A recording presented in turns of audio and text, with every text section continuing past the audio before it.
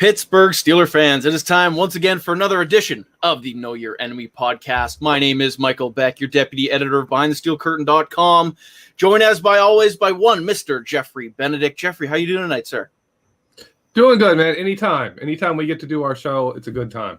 I wholeheartedly agree with that, especially because we have a very special guest here breaking down Saturday night's game. Jeremy from Pride of Detroit, another SB Nation blog. How are you doing tonight, sir? I'm doing great, fellas. How are you? Oh, loving it. We got football back. How could Absolutely. we not be in a good mood? Really, to kind of kick off the questions here tonight, of course, playing against the Dan Campbell-led Detroit Lions. I got to know, do the Pittsburgh Steelers players have to worry about their kneecaps in this one? I mean, they might. We'll see. It's been a fun kind of new era of Lions football in terms of just their mentality, because you come from the era of Matt Patricia had so many things wrong with it, and maybe the most petty of them was that they were just boring, because he's not a guy with a lot of personality, not a guy who really likes to let his personality shine in a press conference or even behind the scenes at all. So it's a nice kind of breath of fresh air to have a guy like Dan Campbell just be entertaining on a day-to-day basis. And whether he's talking about kneecaps or talking about putting espresso shots in his coffee, it's you never know what you're going to get every press conference. And as someone who has to do that every day, has to be at press conferences every day, I definitely appreciate that. Does that kind of energy translate to what you're hearing about practices, and then when he's interacting with the team? Is he bringing that energy consistently?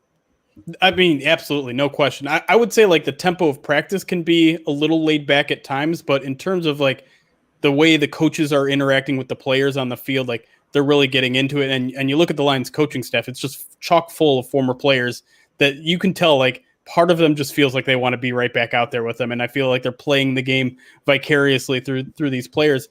And it's resonating. The players, especially the ones that are left over from the Matt Patricia era, are seem to be a lot happier. They're kind of carrying themselves with more confidence.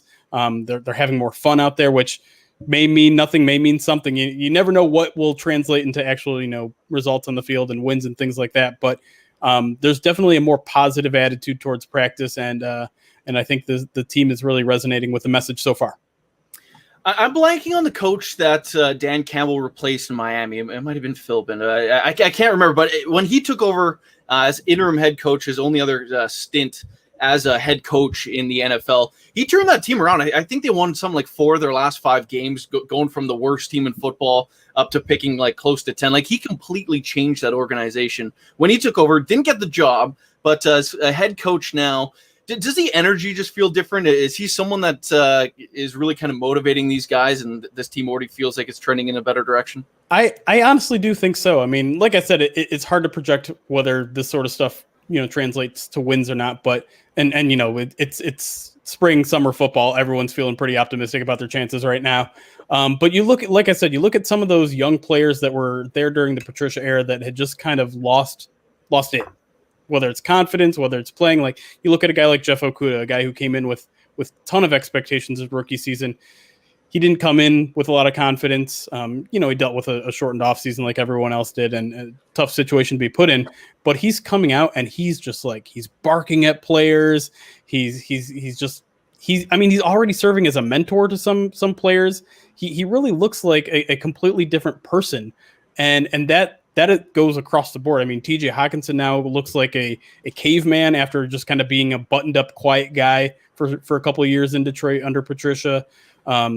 Tracy Walker, a 4th-year safety who hasn't really reached that second level, playing with that swagger as well. So there's just a lot more swagger, a lot more confidence to this team, and I think you can attribute a lot of that to the coaching staff. Yeah, I'm interested in this topic specifically because Steeler fans remember like the first year of Bill Cowher, where the team, all of a sudden you realize, whoa, they actually have really good players on this team. Yeah. Hey, these guys actually can play. And all of a sudden they go from not being very good to being very good under a coach who basically just lit a fire under everybody. Bill Cowher was never an X's and O's guy. He was never a strategy coach, but he was an energy coach. He was all about getting guys, in the right place to play. The Steelers had great success under him. What areas does he have to build with? Like, what is Detroit? What is the strengths of the Detroit Lions that this guy has to build with? Well, I think it starts in the trenches. The Lions have invested, one thing that Bob Quinn, the former GM, did a lot of is invest in that offensive line. And some of them have paid off. A lot of them haven't as well. But you look at Frank Ragnow, arguably a top 2 center in the league right now. Taylor Decker is playing like a top 10 left tackle. They just obviously drafted Penei Sewell with the 7th overall pick. So Jonah Jackson's a 3rd round pick. And then they spent a lot of money on Halapuli Vaitai at right guard. So Nailed it, by the way. Yeah, I've plenty of practice. But yeah, I mean, that is a full unit that should perform at a top 10 level this year. And obviously it's going to take some time for it to gel since there's a couple new pieces there. But it's definitely, I think, the identity that this team is trying to adopt. And so we're going to see this team try to run the ball a lot. And, they got a couple good weapons in the backfield there with DeAndre Swift, and they spent a lot on Jamal Williams this offseason. That's a pretty good 1-2 punch as long as they stay healthy. And, Anthony Lynn is a guy who has built a good running offense in his past, whether it's in Buffalo or in Los Angeles with the Chargers.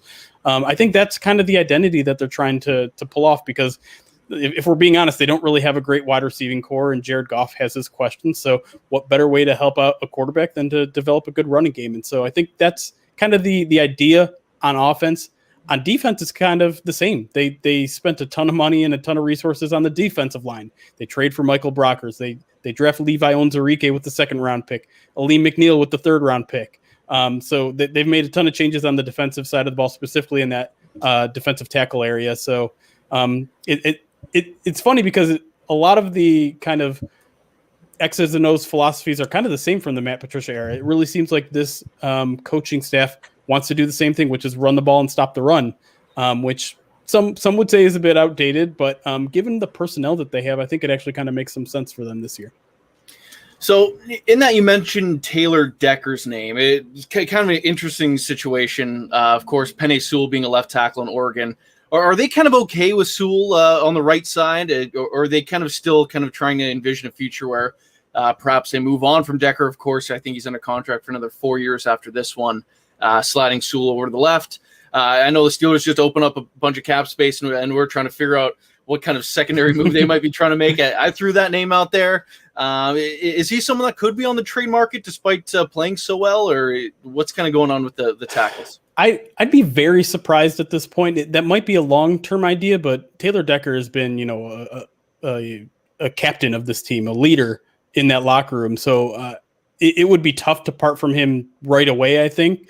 And the Lions also don't have a ton of offensive tackle depth.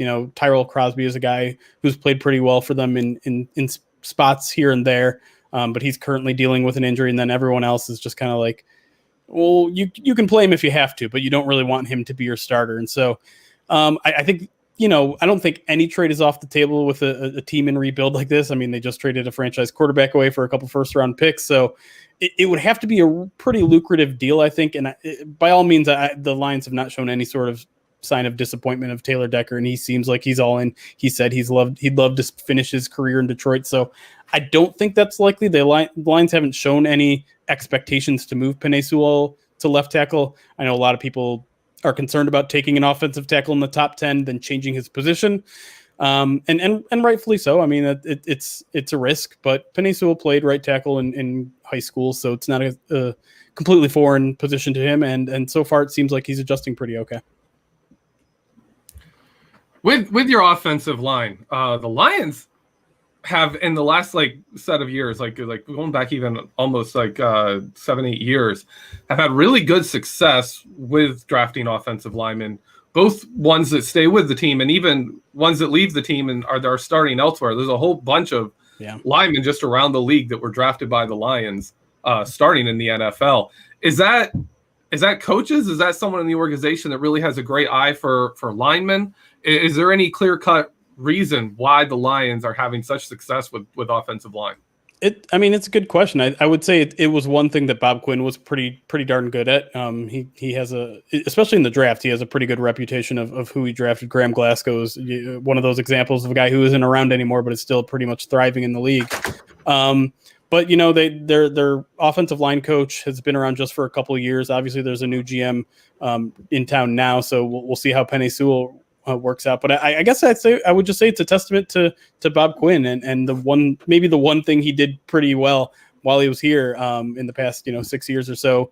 Unfortunately, never really all came together on the field. The Lions obviously haven't had a good run game really since Barry Sanders was around, and Stafford got beat up pretty much the entire 12 years that he was here. So it seemed like he was just about, the pieces were coming together, but for whatever reason, they just never all came together at once.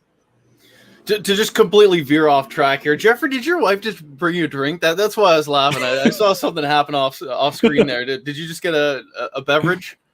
Yeah, there it is. It's usually something alcoholic. I'm guessing it's just some tea tonight. So I don't know. Maybe we'll leave it at that and get back into the actual content. It's black tea, honey, lemon, and whiskey because I have not been doesn't have trouble with my throat. A little bit of everything. Okay. Back to your scheduled content. Jeremy, for this game, of course, obviously every team in the preseason has their own position battles. Us being Steeler fans, not kind of knowing those depth spots, of course, in the Lions. What should we be looking out for in the Detroit side of the ball? Who's kind of going head to head? Yeah, that's a good question. I mean, there's a lot since, this is a team that changed basically over half of their roster in the past, few months or so. So there's really a lot of new things and moving pieces here. I would say the wide receiving core is something that I think they're still trying to figure out. I think Tyrell Williams is going to be their number one, but obviously this is a team that lost really everyone in the wide receiving core this offseason. They lost Marvin Jones, they lost Kenny Golladay, they lost Danny Amendola, they lost Jamal Williams, Jamal Agnew, I should say. So it's a clean slate. It's literally none of the guys basically from last year are returning outside of Quintus Cephas, who's probably a depth player. But you got Tyrell Williams as your number one, and everything else is up for grabs. As I said, I would say most likely the starting nickel, or I should say the starting slot receiver, is Amon-Ra St. Brown, and he's a guy that you're going to have a lot of fun watching because he is an intense player. He's been kind of lighting up camp, and I imagine he'll play a good chunk in the first quarter or two. And then outside of that, like I said, Rashad Perriman is a guy who's been around the league a lot already and hasn't really made an impression yet. This will probably be his first opportunity to play in the preseason. Quintus Cephas, as I mentioned, a mid-round pick last year. Then it's just kind of a bunch of unknowns, to be honest. And so we'll see kind of what plays out there. And then I would say on the defensive side of the ball, it's cornerback. The Lions are trying to figure out what they have there. I think the two starters are kind of locked in Jeff Okudah and Amani Oruwariye, two guys that are recent draft picks, but haven't really proven it at this level yet. So they're going to have to show out in the preseason to really build some confidence. And then again, beyond that, a lot of question marks. You got a Fatu Melifonwu, a third-round pick this year. And they've done a lot of shuffling since then. So that they just moved a safety to corner. They moved a nickel corner to the outside. So in Mike Ford. So, if you're really interested in what the Lions look like in the second half, there's going to be a lot of kind of untested guys there on the outside corners. So it might be an opportunity for some of your depth wide receivers to kind of pop off there in maybe the third and fourth quarters.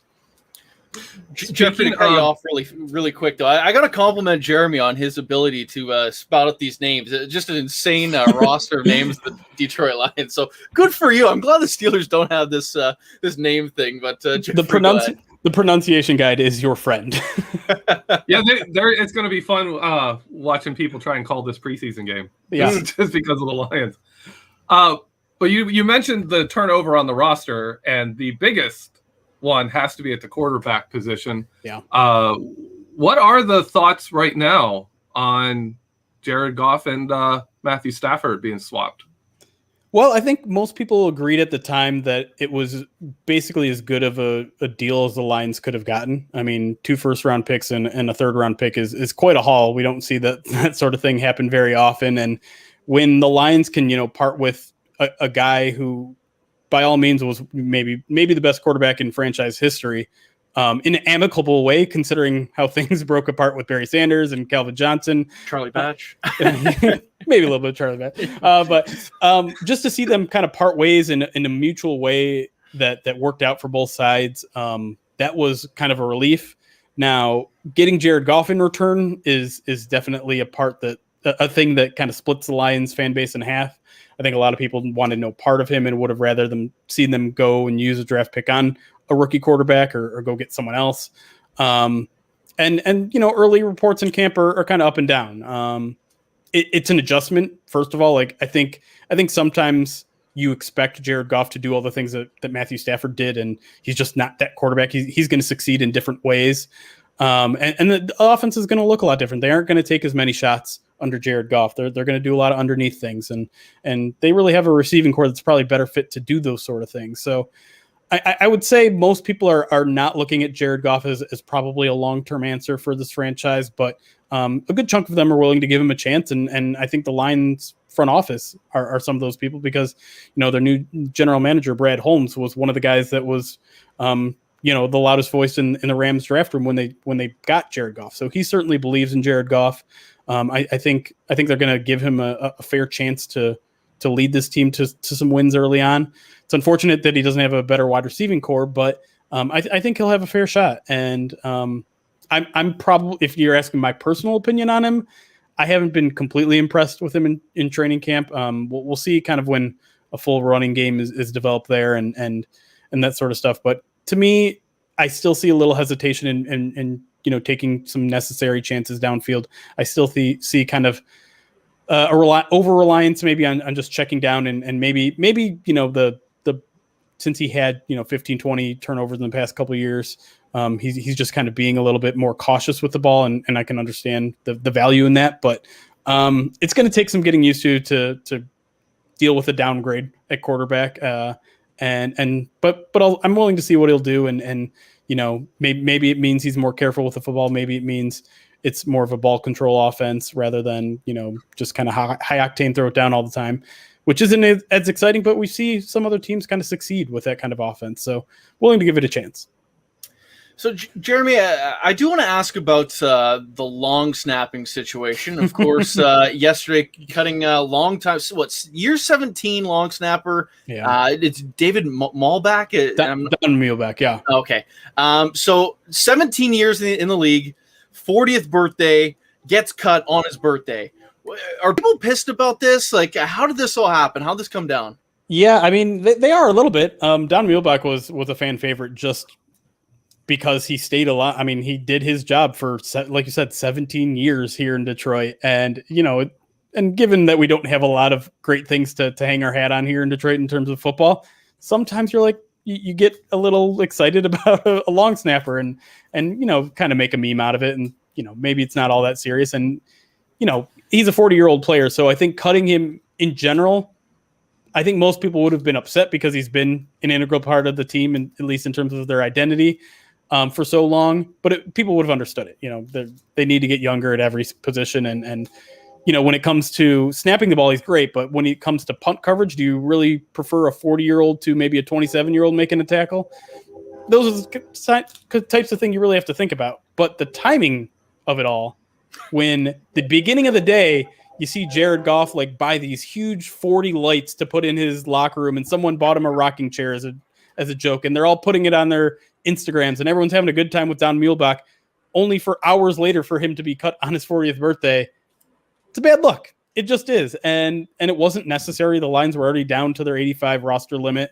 They ended up signing a linebacker today to take up his spot, which is a guy who passed through waivers, so there was no urgency to sign that guy. So it just seemed like an unnecessarily bad PR hit that they completely could have avoided. And I don't know if it was ignorance that they didn't know it was his birthday, or if they were just like, this is how the business works. I'm sorry.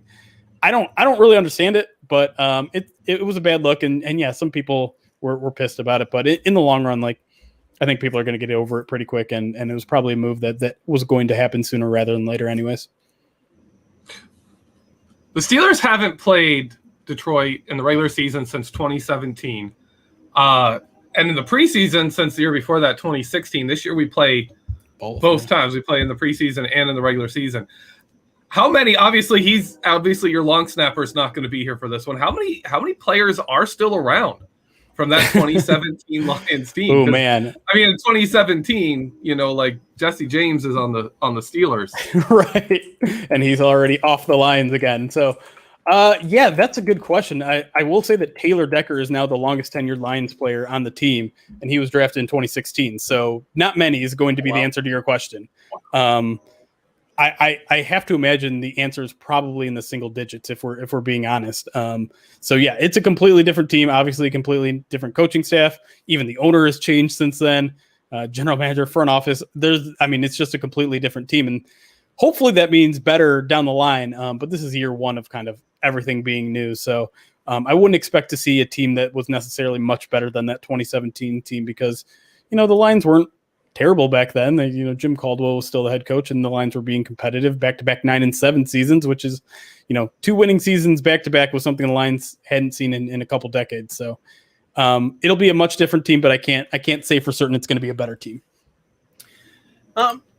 For this game coming up on Saturday, of course, I would say that the most casual NFL fans, you watch every Sunday, they probably know the starting quarterbacks around the league. When it comes to the Steelers roster, I think a lot of fans would probably know at least the top 3 guys behind Ben, being, of course, Mason Rudolph and Dwayne Haskins. But Detroit, who's kind of behind Jared Goff? Who should we kind of know and expect to take those snaps behind center on Saturday night?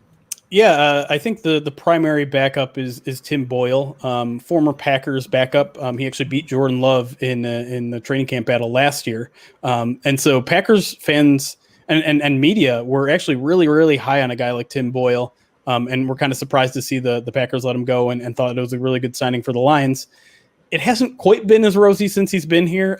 He's got a heck of an arm, a cannon, and that allows him to make some really, really impressive throws, but the calibration is off. It can kind of go anywhere. His accuracy is not really there. And to be honest, I'm not entirely sure you're going to see him on Saturday because he did injure his ankle during the last preseason game. Lions backup offensive line is rough, so he got beat up pretty bad. I think he literally took 2 roughing the passer penalties in one half of play there. So he may play. I think Dan Campbell did say he expects him to play, but he didn't practice yesterday. So we'll kind of wait and see with that. Tim Boyle, David Blau was the other one. Former Purdue quarterback. He was with the Lions for the past couple of years. He's had to play a little bit when Matthew Stafford was injured a couple of years ago. Nothing dynamic necessarily about him. He's just kind of like a solid guy who does everything at an average level. Led the Lions on a touchdown drive last week. And I have to imagine he's actually really been kind of 2A, 2B to Tim Boyle.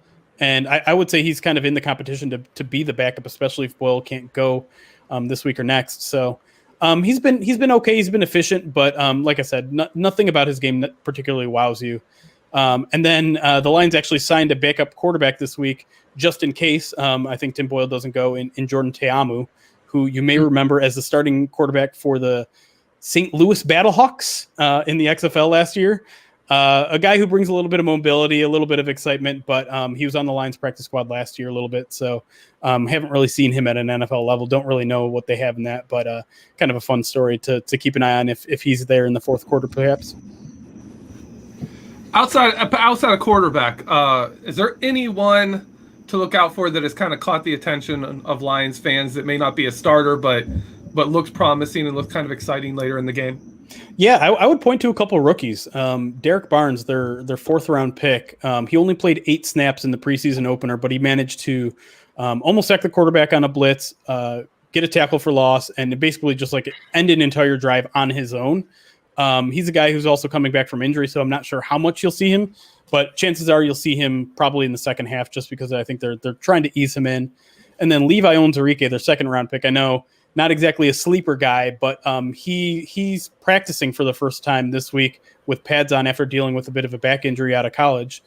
He's expected to play in this game. And again, we're not really sure how much, but his first practice, he just was all over the place. He actually almost knocked over David Blau, which is it's obviously a big no-no in training camp. You don't touch the red jersey, but I think that speaks to just how eager and excited he was to be out there. and I have to imagine he's going to bring that same intensity to this game. So you might see him a little bit earlier because the Lions are dealing with a lot of injuries at the defensive tackle position right now. But I think he's going to be a really fun player to watch on Saturday and hopefully on Sundays. Yeah, that's a good one to keep in mind. I know when it comes to this game, the Steelers are pretty much planning on playing everyone unless TJ Watt gets a contract extension done over the next, day and a half here. I guess 84 of the 85 players will be available to them. But is that kind of what Detroit's also looking at, or are they going to play everyone that's healthy, or what's kind of the deal with the rotation that we should expect Saturday night? Yeah, I think that's probably what the case is. For the first preseason game, they basically had the starters play for one quarter, which amounted to 2 drives for each, the offense and the defense. And I think that's just kind of going to be the plan going forward the entire way, because new regime, new players, new schemes. I think they just want to be as prepared as possible for the start of the regular season. That means giving them a lot of time. Dan Campbell hasn't said exactly, what the plan is. Obviously, they didn't get the 4 preseason games like the Steelers did, so they have to kind of adjust to a 3-game preseason schedule rather than the 4. So they might get a full half in this one. They might save the half for the 3rd preseason game. They might get a half for both. But I would expect to see a good chunk of the starters on both, this Saturday and going forward, just because they need those reps. What are your expectations for the Lions this year? Like what would constitute a successful first year for Dan Campbell? Yeah, I don't know if I want to put a win-loss total on it, because I think expectations are fairly low. I don't think this team is expected to win. If they won anything more than 7 games, I think it would be a pretty big surprise. I think the key is just watching some of these young players develop, and I know that's not a very tangible or measurable goal to have, but a guy like Jeff Okudah, we need to see him take a huge year 2 step. And given that the Lions have Aaron Glenn, a very highly thought of defensive coordinator and a former Pro Bowl defensive back himself, coaching him, I think there's some optimism that'll happen. I think the defense needs to take a big step. Obviously, it was ranked 31 or 32 in mostly every category last year. So to see some sort of development there needs to happen. And then offensively speaking, I think there just needs to be some sort of semblance of a plan going forward, because we don't know if Jared Goff is part of that plan. We don't know if the running game is ever going to get off the ground, because we've been promised it's going to happen this year for 10 years in a row. We've got the young running back, we've got the offensive line, draft picks, and it just has never come. So those are kind of like the individual goals that we're looking for. In terms of an overall picture, I think it's just players that are buying in for the entire season and not, when this team is struggling, jumping ship. I think it's watching Dan Campbell as a head coach. I think if there's a question about him, you mentioned he's kind of the motivator head coach, and that's fine. But there's also, some things he has to do in terms of game management, going forward on 4th down, clock management. We don't exactly know from his time in Miami how much that has changed. He was an assistant head coach under Sean Payton, one of the more aggressive head coaches. So you hope maybe he got some influences from there. So I'm hoping to see some promise there from him as a head coach. And then, the rest of the coaching staff hopefully lives up to the billing that a lot of people think this is a pretty good group so far. Jeremy, I'll give you one more question before we let you get out of here. For this game specifically, of course, at Heinz Field, the Lions for this game is set at Pittsburgh -5.5. If you were a betting man, what kind of the coin would you be leaning on in this game? Oh man, betting preseason game. That's a tough one to go out on here. That's a hardcore gambler right there. Yeah. I mean, since the Steelers are playing their starters, and I expect them to be a better team than the Lions this year, I think picking the Steelers makes a lot of sense here. I don't have a ton of faith in the Lions' depth at offense to maybe play from behind, even though they did against the Bills last week, and took a late lead before they lost it again. So I think I guess I would lean on the side of the Steelers there. There's just too many questions with the Lions' depth. I think if they get in a tough situation going down early against the Steelers starters, like I mentioned, that starting offensive line is just kind of a sieve right now, and I would not trust a guy like David Blau or a hobbled Tim Boyle to bring the Lions back to a close victory or beating that 5-point spread. So I'll take the Steelers there, but I would highly recommend if anyone is listening, do not gamble on the preseason. Wise words. Jeremy, before we let you go, is there anything you want to plug? If you're interested in Detroit Lions stuff for any sort of reason, obviously go to prideofdetroit.com, the SB Nation blog for the Detroit Lions. We have our own podcast where we just recorded our own preview where we mostly focus on the Lions. But if you want to know more about this Lions team before the team matches up, just look for what we call the POD cast, but I would search Pride of Detroit, because if you search POD cast, you're going to find every podcast in existence. Good stuff. Ladies and gentlemen, Jeremy, thank you so much for your time. Thanks for having me, fellas. Alrighty, so if you are watching on YouTube or Facebook, we will click over to our part 2 now. So just hang tight if you're on YouTube or Facebook. If you are watching or listening rather on any of your podcasting apps, you can click over to part 2 now, where we will have some more special guests and focus on the Pittsburgh Steelers side of things. So we'll be back in just a moment. Pittsburgh Steelers fans, it is time for the second half of Know Your Enemy. My name is Michael Beck, joined by Geoffrey, Benedict, and we have 2 special guests for the second half of our show tonight. First and foremost, the podcast director himself, Mr. Brian Anthony Davis. Brian, how you doing? What is up, gentlemen? Hey, it's great to see you. Oh, it's great to have you on Wednesday nights. But before we ask anyone any questions, we also have a brand new podcast host who's going to be hopping on here. I hope I get his last name right, but Kyle Kreis from What Yin's Talking About. How's it going, Kyle? What is up, Michael, Benedict, Brian? Thanks for having me. Excited to be part of the crew. Great stuff. So, Brian, I'll throw this to you first. Brand new show. When are we going to be able to hear Kyle and What Yin's Talking About? So check this out. It is going to be coming up on Friday as a part of our noon platform. Now, we did a casting call, and we sent out a message that said, hey, we're looking for new shows, but we're not looking just for a show. We're looking for a unique show. And that's kind of what we looked for when we were looking to cast Monday all the way through Saturday at noon. And we already have one on Tuesdays by Mr. Geoffrey Benedict here, and who's doing a fantastic job with from the Steelers cutting room floor. If you have not checked that out, it's really good, because this was one of the things we were talking about, and Geoff and Dave were talking to me, and especially Geoff was like, wow, that is a really tough concept to do a show like that on audio only. Geoffrey's pulled it off. It is fantastic. I love it. We've had 2 down so far. Look at him. He's beaming. He's doing a solo show. He doesn't need Michael Beck anymore. He's like, my heart. Yeah, you know what? He texted me the other day and he said, hey, Michael Beck's my Andrew Ridgely. I'm George Michael. And so, I've got this. Wow. So wow. He's trying to break up the dream team, Michael. Yeah. Don't listen to him. He also went as far to say that you were his Oates to his Hall, which I'm a big John Oates fan, so I mean, that's not too bad, Michael. But no. So what we got a lot of great ones. The very first one that we got was from Kyle Kreis, and this was a unique show. And when we say we want something different, we're getting something very different here. And it's a show about Steelers social media. And who is the king of Steelers social media? Captain Blue Checkmark himself, Michael Beck. So I know he's gonna love this one. It's gonna be great. And so Kyle, I'm not gonna steal any of your thunder, but I'll throw it back over to Michael, but I'll let Kyle tell you who he is, who he's working with. He's not just working with himself. He's working with Greg. I'm messing up his last name. Benevent. Not to be confused with Geoffrey Benedict.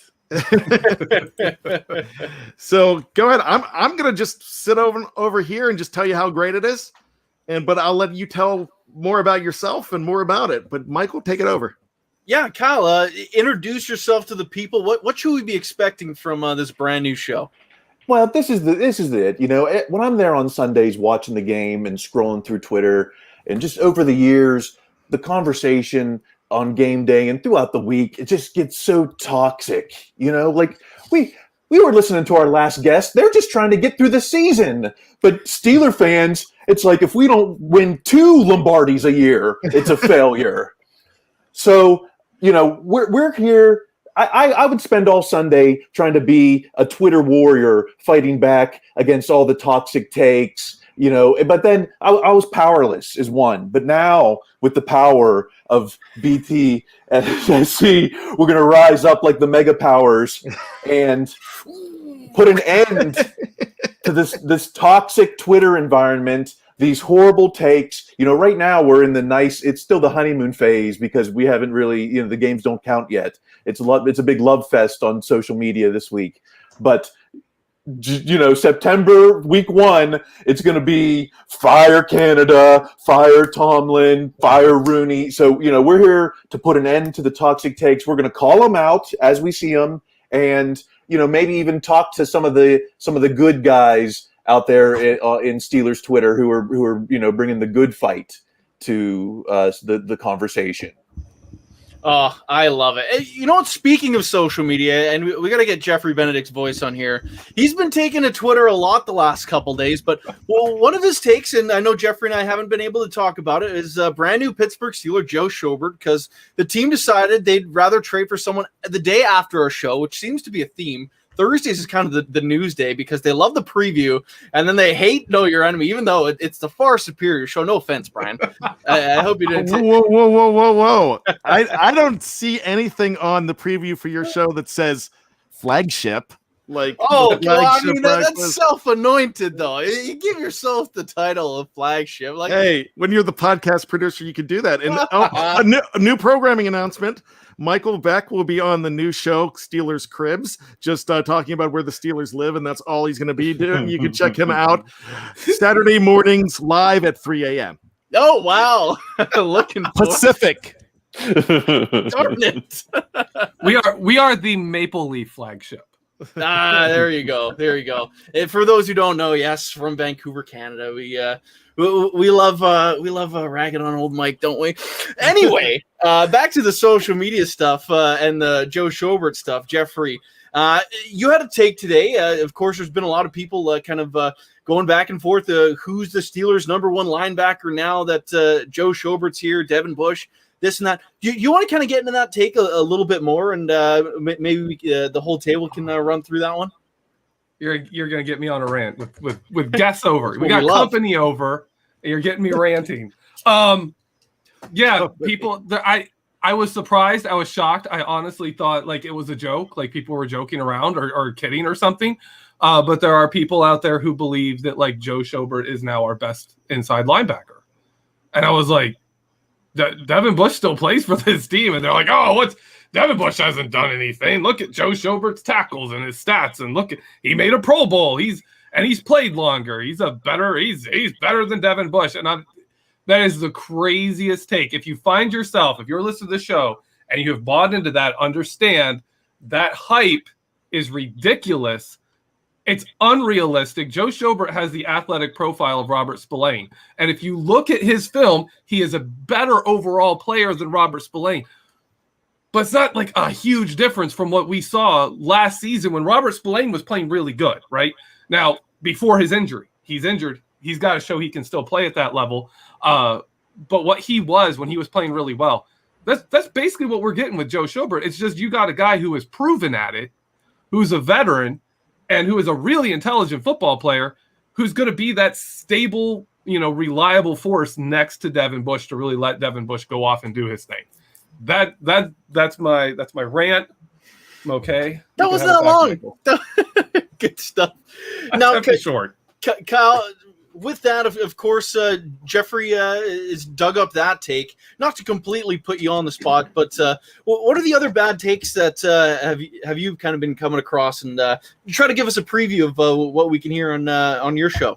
Well, first off, I got to say I was listening to Geoffrey's break down the film, and I was like, you know what? That is kind of the what are they? That is where the rubber meets the road there, and it's true. Jaguars Twitter was very silent about this trade. No one was crying tears at all. So I think what the old saying is, no matter how hot she is, there's someone tired of putting up with her, right? So, I like it. You've been listening to way too much Brian Anthony Davis. but look, there's been like this week, we've had a lot of Dwayne Haskins love. People are ready to put him in the Steelers Hall. We're going to pump the brakes on that a little bit. A lot of Kevin Colbert love. But, where was the similar Mike Tomlin love when a lot of these players were taking cuts in salary to come play with the team? I think they're one and the same there. You can't criticize Tomlin and love Colbert. We'll get into that. We'll get into these NFL 100s. I know that's about as meaningless as a mock draft, but there's a lot of conversation out there on that. Oh, good stuff. Brian, I'm sorry I keep ragging on you. I think when we just get in the same chat room, we just end up going at each other's throats. You know what? We've done shows together. That's the spirit of it. If you're not ripping on each other, then that means you don't like the other person. So, the more you rip, the more, I'm loved because everybody rips on me on the Slack channel at BTSC. So everyone must like me because they rip on me 24/7. That's what my mom told me when I was like 12. And now I'm going to believe that, and I'm going to stick to that. So I think Michael Beck really does like me because he rips on me all the time. Geoffrey Benedict must not like me because he doesn't rip. He's very cordial to me. So Geoffrey's nice to everyone, though. Yeah. I'm very professional. Jeffrey's very respectful. So that's it. But the Canadian crippler over here, he's killing me. So but that's all right. When he's when I have the podcast producer title and when I can go ahead and my boss. I don't want to say boss. I could just say that we could go ahead and I could trade you. Over the Brown site. Yeah, I was gonna trade you over to the Houston Texans right now. Oh, that'd be worse. There you go. So we've been having all the time. We've been having some discussions. So no, hey, really, all kidding aside, the great thing about this show is the fact that it's celebrating the good stuff on Twitter, Instagram, Facebook, and all of that, and it's going after the bad, and it's going after the insane takes. There's a lot of good stuff on there. We joke about Captain Blue Checkmark all the time, but Michael is becoming a respected name. In fact, not becoming, he is a respected name in social media, and he runs our social media here at BTSC. He's been taking hits over the last couple months from so-called big guys, but when it comes time for people to back him up, there are so many people backing up Michael Beck and backing up BTSC and the other blog sites that work so hard out there. The other podcasts, hey, they're competitors, but they work hard and they don't get the respect. And Michael Beck's one of the reasons that we have the respect. Kyle and Greg are, man, when I heard their demo, and their demo was perfect to me. It is a funny show. And I'm going to pump up Kyle a little bit. We haven't even talked about this, but Kyle's a stand-up comedian. Allegedly. And Greg is as well. And hey, if you have more albums on Spotify, comedy albums on Spotify than I do. He's got 2, and I've listened to them. They are absolutely fantastic. One is Kyle Crisis Fake News, and the other one, what's the other one? The King Size. King Size, yes. So really, really funny stuff. And when I listened to it, it just killed my comedy dreams because Michael remembers I've done the 2 the live mics at not your show, the live mic, but 2 open mics.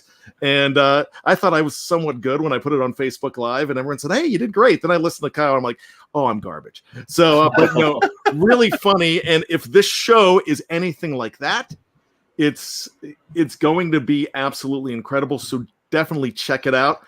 But and Kyle's had he's been in media a long time. Yeah, I appreciate the kind words. Yeah, if this podcast is anything like my albums, it'll have no audience whatsoever. You've got me. That's one. That's all that matters. You just need to be on Brian's good side, and then everything's good. Well, and I have to listen to it because I'm producing it. So, I mean, when I get it, I've got to put it on, so I have to hear it. Good stuff. And before we go any further, these shows, they're dropping on Friday at noon Eastern. Is that correct? Yes. Beautiful stuff. So what Ian's talking about, we'll break it down again at the end, but Fridays at noon, wherever you get your podcast from, make sure you're checking that out. But for the second half of this show, let's get into Saturday night's game a little bit, get everyone's kind of Steelers takes as they go back to Heinz Field for the first time with fans in more than 2 years now. So I know a lot of people are very excited for this one. Probably not a sellout because it's still a preseason, but I bet you Heinz Field will be rocking. Geoffrey, what are you most looking forward to about Saturday night's game? I am really looking forward to seeing the order from the defensive linemen behind Tuitt and Hayward. I want to see if either Loudermilk or Carlos Davis have passed Henry Mondeau. Henry Mondeau is having a phenomenal preseason, and he is top of that, behind Chris Wormley. He's top of that pecking order. And this is really where the fight to make the roster comes in. So I am really looking forward to that backup defensive line. As our guest said, they have an offensive line problems past their front line. Those backup quarterbacks are going to be in for a fun ride. This is why I am going to bet the preseason game. Yes. For those of you who were watching the first half of the show, Jeremy from Pride of Detroit says, "Do not bet preseason games." But I'm like, their backup offensive line isn't very good, huh? Yeah, our backup defensive line is phenomenal right now. So yeah, you may have a problem, Michael, because you're like, if you got a hot tip about the Detroit second string offensive line, how much is too much to bet for a preseason game? Good stuff. But Kyle, I'll throw it back down to you. What are you looking forward to Saturday night for the Steelers' third preseason game? I mean, beyond the obvious, like how is the O-line playing? How are the linebackers communicating? All that obvious stuff. My favorite part of the pregame stuff is the sideline interviews. We get the most camera takes on Tomlin and the coach. Like that's when they seem to be enjoying this part of the season. It's not serious yet. So any kind of sideline interview we get they're usually frank and lovable at this point. So obviously the on the field stuff too, but that's all given. Now I don't want to cut into the Steelers preview tomorrow night, Brian, but what are you most looking forward to Saturday night's game? Those guys don't let me talk on that show anyway. It doesn't matter. I mean, when you have legends like Jeff Hartman and Dave Schofield with editor next to their name, I don't get room. No, those guys are fantastic to work with, and let me talk first, which is unbelievable because I'm like, why do I have to start this off? Why can't I just piggyback off of Dave? But what I'm really looking for, there's a couple battles that I think are amazing. And I love the left tackle battle, and I love the emergency of Dan Moore Jr., number 65, the fourth round pick. I love the nastiness of this guy. Adrian Clem has put his stamp on this offensive line, and you're seeing it. I want to see more out of what do we have with Trey Turner? I want to see that. I also want to take a long look at the running backs too. You stole my answer. I do apologize for that. So I mean, I don't want to mess you up here. So I don't want to say anything about how much I want to see Kalen Ballage and Benny Snell battle it out for that spot. I don't want to see if Anthony McFarland has the wheels that we think he has. I don't want to see a lot of Najee Harris. I really don't. But so I don't want to steal your answer, but I don't want to talk about those running backs way too much. So I'm not going to say a word. And the other thing, of course, I want to see Joe Schobert. I'm hoping to see a little bit of action from him. I don't have to see much. I just have to see him out there rocking that number 45 for the time being, because he's not going to keep it. He already said he's not going to keep it. He's just waiting for somebody to get cut and just like swoop down on the remains, like like a little crow on a 79, just eating the remains and taking it. But I'd love to see that. I did. Steelers Pittsburgh just said Speedy Pete going to take off. Yeah, I want to see Pete Guerrero too.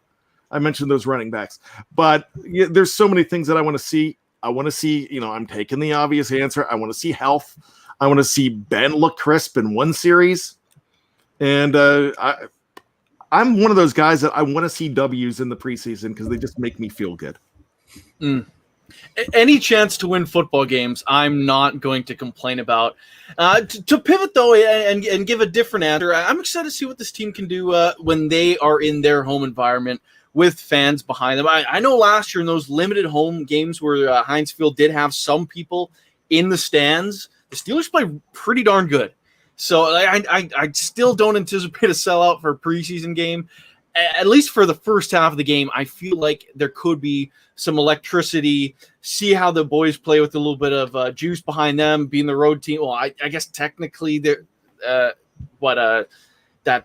neutral playing site in Canton, I guess, was more Steelers-based, but still not a home game by any stretch of the imagination. I'm excited to see what they can do. Their home locker room, no travel. Just see what they can do, jog out on the field, and play the Detroit Lions in a game they should kick some butt. So I'm excited to see what they can do with old Renegade. I don't know if they play Renegade in the preseason, but maybe they should because we didn't get enough of it last year. So they have to.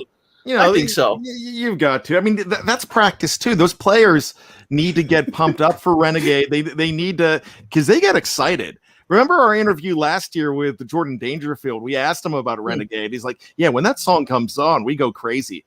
And a couple years ago it was just on Facebook.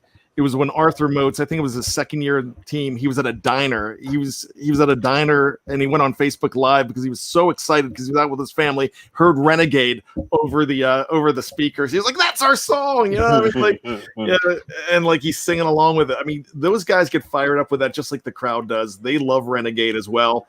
And when I remember just 2 years ago in Los Angeles, the Duck Hodges game. Kyle, were you at that game? Were you at the Los Angeles game, the Chargers game, just 2 years ago? No. I was at the Mike Vick one with the Wildcat at the end. Oh, yeah, that was a good game. Yeah, but I remember the Chargers being really ticked off, and if I'm not mistaken, I think Ingram was one of them that was really ticked off that the Chargers PA announcers and they put Renegade over the PA and like, you can't put their song on in our stadium. So yeah, they get fired. They got to do that in the preseason. You've got to work all the bugs out. Oh yeah, and I think the crowd just deserves it too. So I'm sure we'll know. Of course, all of us being with our online presence, and I'm sure someone will find a tweet whether or not someone heard the song in the stadium or not. So we'll bring you that action a little bit later on when we figure out whether or not they actually played that Renegade. But when it comes to jersey numbers too, we mentioned Joe Schobert, but Trey Turner and Buddy Johnson also wearing the same number. That will have to change in the coming weeks. So there will still be a little bit of a fluid numbers bouncing around, which should be interesting. But I wrote an article this past week about who the Steelers should potentially be targeting with this newfound cap space after their restructure with Stephon Tuitt. Now, Geoffrey, I'm going to throw you in the hot seat here first. This extra money, I know we've had a lot of conversations through the BTSC Slack channel kind of about whether or not this money's just for what or how it all works out. And basically, with all the money they have left, they have $6 million extra. How do you think they spend this extra cash? Well, first off, they've got to sign TJ Watt. That is not a guy you let enter the season without a new contract. That would be stupid. So before they sign anybody, they've got to pay TJ Watt. You've got to take care of that because you've committed to this, right? My take before. Oh, I won't get into that. Never mind. Where should they spend this money? I'm going to go offensive line. I am not entirely sold on the tackle position. We've got three really guys that you'd be really excited to be backups with more Okorafor and Banner. And you've also got Trey Turner, who is a bit of a question mark there at guard. He hasn't had the best play the last couple of seasons. So bringing in a guy for that, like for right guard or just some competition in there. To me, that is a big thing that would be fantastic. Especially we're talking about an offensive line that if they're having trouble pass protecting, especially, this offense is going to fall apart. You cannot have Ben Roethlisberger under pressure like he was the second half of last year. It's too easy to look and look at Ben Roethlisberger's stats and show how bad he was when he was constantly under pressure. You cannot allow that. That the whole season's done if this offensive line falls apart. So for me, I'd welcome very much another piece on that offensive line. Good stuff. As Brian's phone goes off, gosh darn it, it's okay. We don't blame you, Brian. But Kyle, I'm going to throw this down to you next. Of course, the Steelers, a little bit of extra money kicking around. For all of us, I know we've kind of been talking about, like, there's really no point in going into the season with extra money. You're not going to sign $12 million worth of players during the regular season. So what do you think the plan is here for this extra cash? It might be just a wait and see after roster cut downs. Let's see who's out there. And, you could go safety, you could go O-line. I think it's just a wait and see who's out there.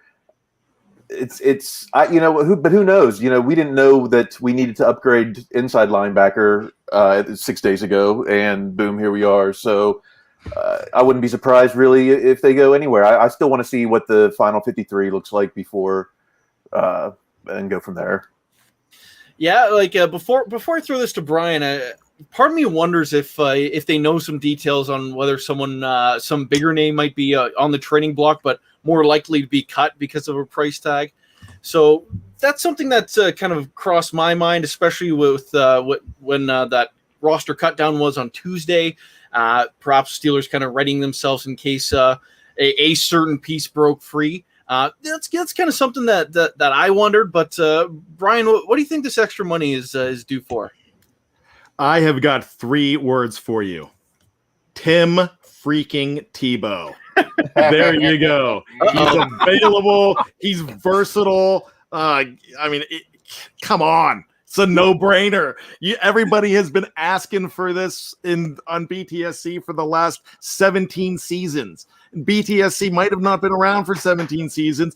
Tim Tebow has not been around for 17 seasons, but they've been asking for it, so it's got to go that way. Now, actually, guys, really, I want to be serious here. I made that Tim Tebow joke, but they really need to look at a veteran to extend. They've got to make sure that he's here. I'm talking Bobby Bonilla type contract for him, and I have it on good source that Jordan Berry is looking at a 10-year extension.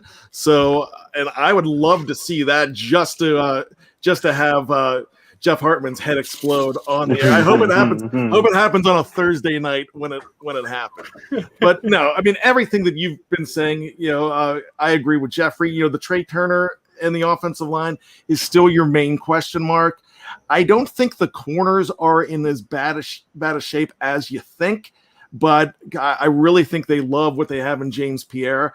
I would love to see a little more action there. I still would love to see Joe Hayden get a little bit of an extension to clear up some room, but I'd love to have him at least for 1 more year and have that option, maybe 2 more years, just to have him there. And everybody is looking in the live chat saying, "Is Bad smoking everything tonight?" No, man, I'm straight edge. You know that. but with that being said, I really think that it's going to be on extensions for the guys that like the Minkas and the Watts and I think there's going to be some rainy day money there too. Yeah, there always is. Now, before we end the show, I'm going to go around the table and get everyone to plug their stuff. Geoffrey, is there any film rooms and stuff that we should be expecting from you coming out these couple days? Yeah, I'm supposed to have a film room. I've been under the weather, so I am well behind on my articles. But yeah, keep an eye out for that. I may actually find a way to put one together tonight. How about that? I've got a whole bunch of film clips, like a whole bunch of stuff. I'm just like, I can't put it together. I'm heavily medicated. I'm pulling through, but we'll see. I hope I'll get something out. We believe in you. Now, Kyle, go ahead and plug your new show. So it's going to be Fridays. What Yin's talking about, the conversation about the Steelers conversation, every Friday, and you might get your feelings hurt, or maybe you'll join the bandwagon. Now I'm a little worried that I'm going to be dug up on here on these Friday shows, so better watch what I tweet.